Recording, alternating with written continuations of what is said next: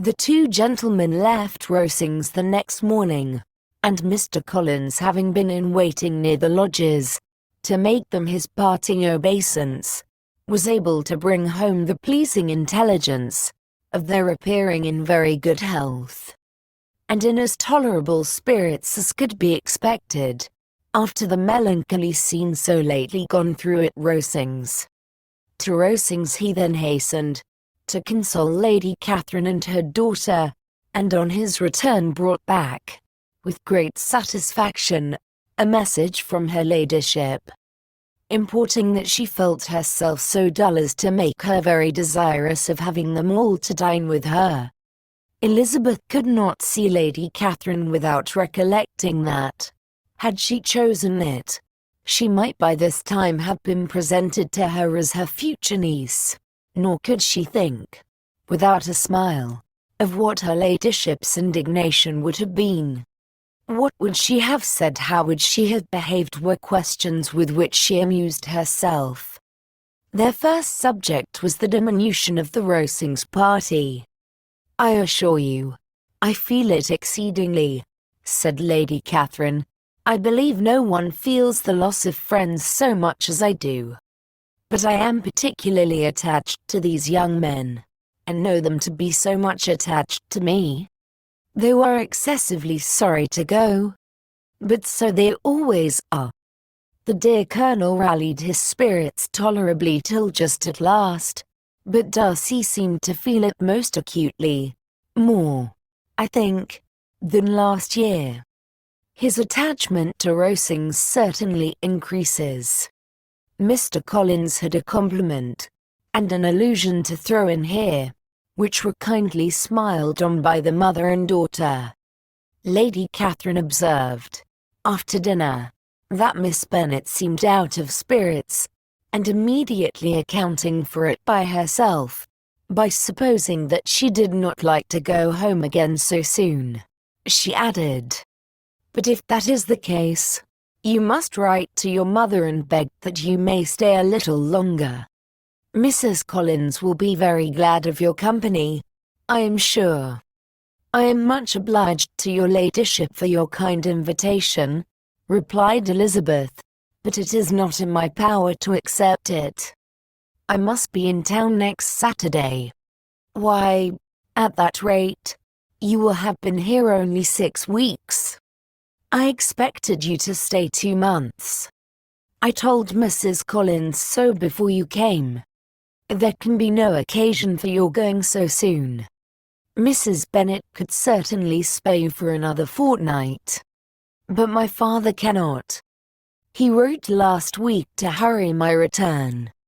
"Oh, your father of course may spare you, if your mother can. Daughters are never of so much consequence to a father.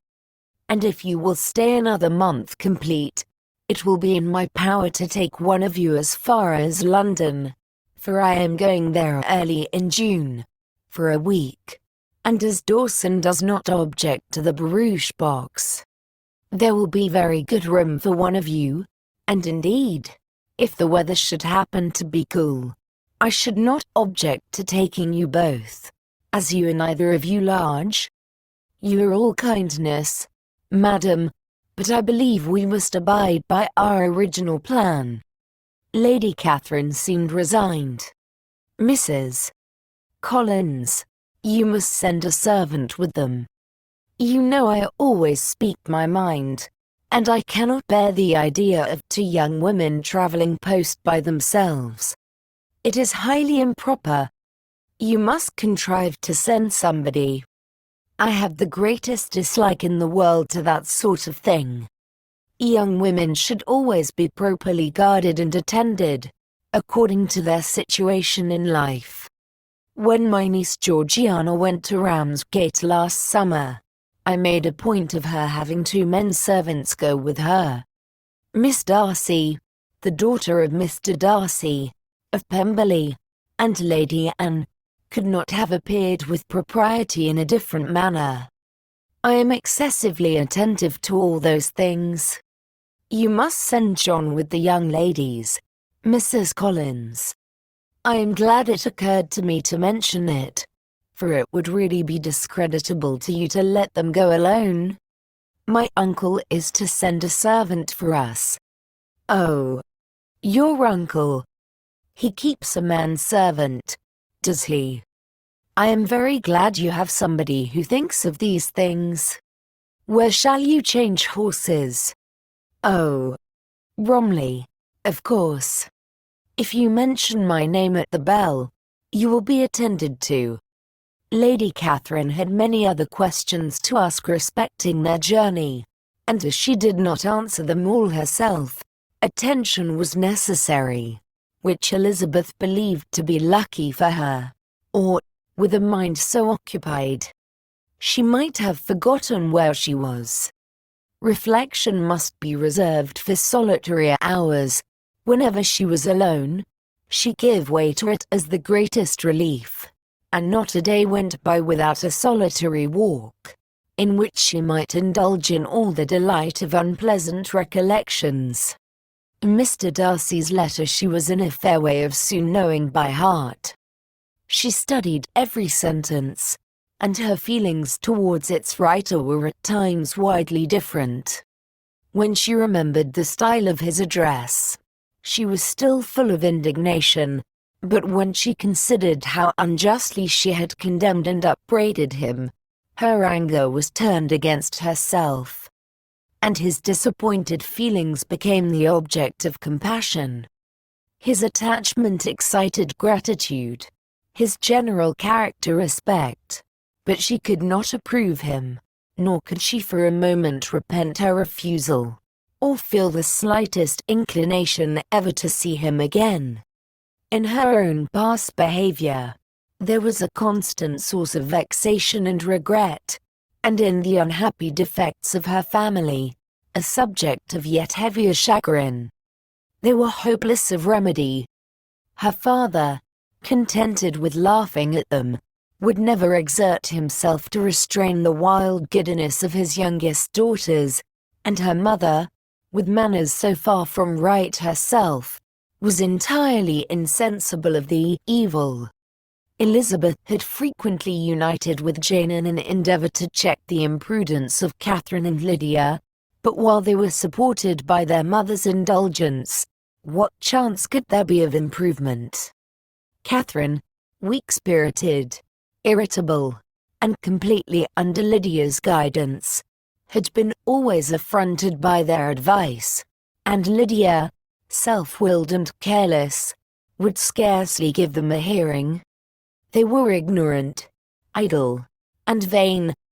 While there was an officer in Meryton, they would flirt with him, and while Meryton was within a walk of Longbourn, they would be going there forever. Anxiety on Jane's behalf was another prevailing concern, and Mr. Darcy's explanation, by restoring Bingley to all her former good opinion, heightened the sense of what Jane had lost. His affection was proved to have been sincere, and his conduct cleared of all blame, unless any could attach to the implicitness of his confidence in his friend.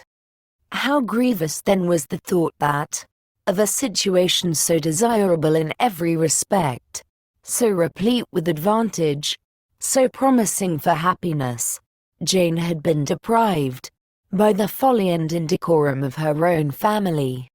When to these recollections was added the development of Wickham's character, it may be easily believed that the happy spirits which had seldom been depressed before, were now so much affected as to make it almost impossible for her to appear tolerably cheerful. Their engagements at Rosings were as frequent during the last week of her stay as they had been at first.